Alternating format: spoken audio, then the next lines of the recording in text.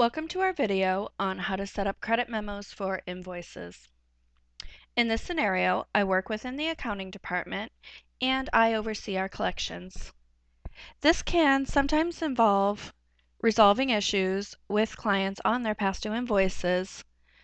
To start, I'm going to look for what's outstanding in my system.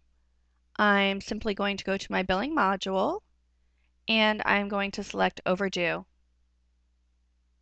This gives me a list of all of our outstanding invoices within the system.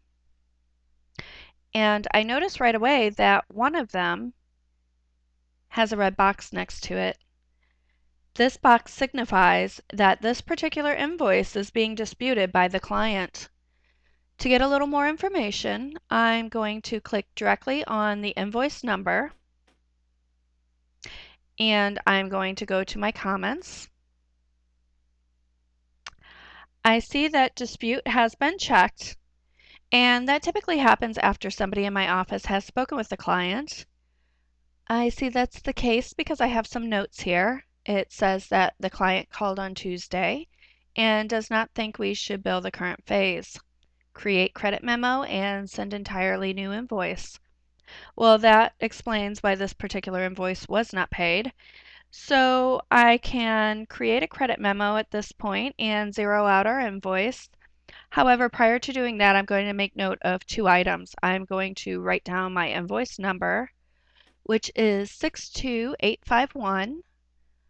I'm also going to take note of my invoice balance, which is $11,200. I'm going to go back to my billing module and I'm going to select credit memo. Here it asks for the original the original invoice number, which was 62851. There it is. I'm going to check off that we're going to set the balance to 0 because we want to offset this entire invoice. We're going to produce a credit memo, and we're also going to select revert to billable because we want the hours and expenses associated with that original invoice to be open so that we can edit and rebill those. I'm going to use my green arrow and move over to my next screen where you can see I've actually created the draft credit memo. This is a carbon copy of our original invoice.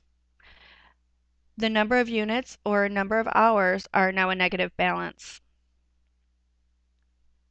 Under my information tab, you can see that a description's been added for us, and this indicates that this is a credit note for invoice 62851. That saves me some time.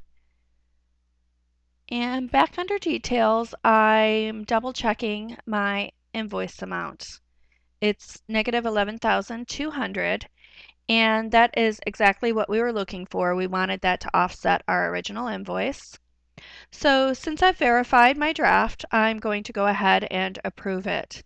And I do that by clicking the green thumbs up button.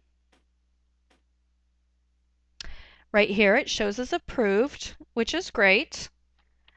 So I want to see what this looks like in my system, and I'm going to go back to billing, and I'm going to select invoices this time.